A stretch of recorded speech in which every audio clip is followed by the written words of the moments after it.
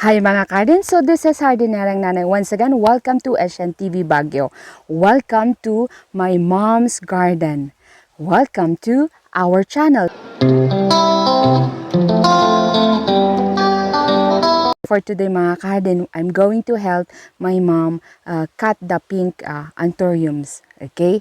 So, kung bago ka pa sa ating channel, mag-like, comment, and subscribe, and click the notification bell for more gardening tips and vlogs from Hardinerang Nanay. Let's go! The life of a farmer is very tiring. Alam nyo, very hot. Buti na lang may sunscreen.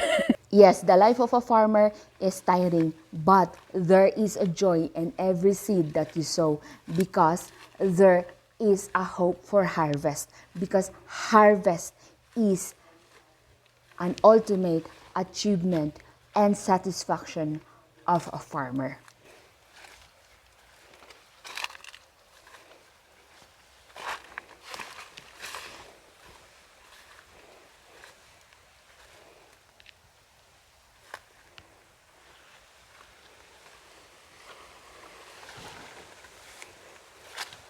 Hi, Ma.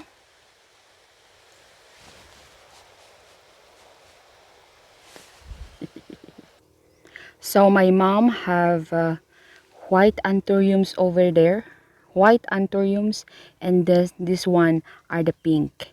So schedule niya today na makat yung pink. Okay?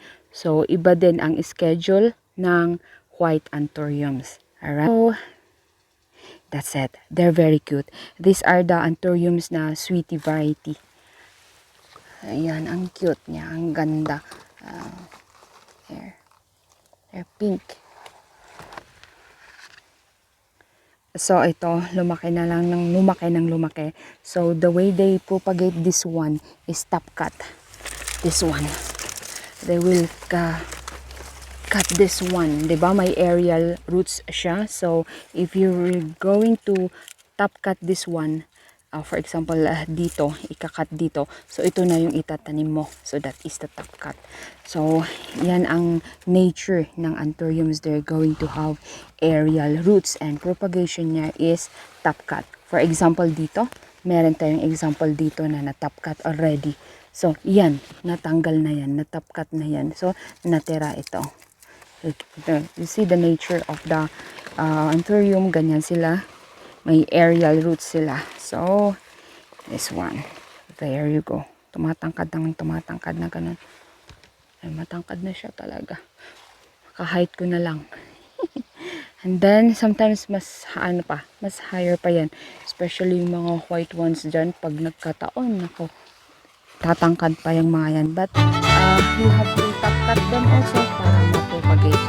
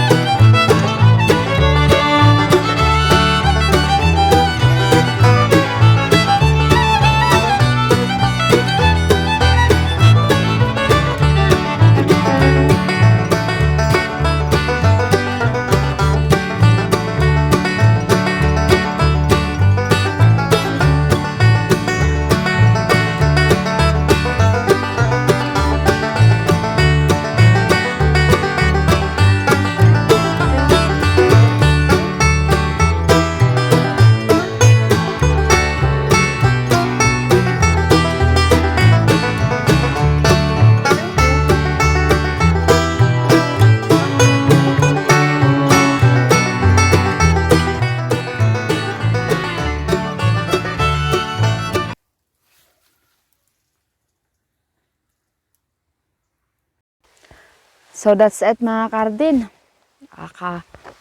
Pagod. Tapos sobrang init. I need fresh water to drink. Yung lamig na malamig. Alam nyo yon.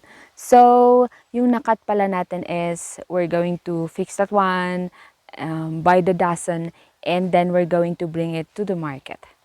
Okay? So, happy gardening mga kahardin. So, that's it. It's already 12 noon. It's time for lunch.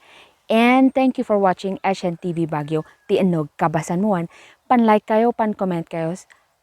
God bless us all.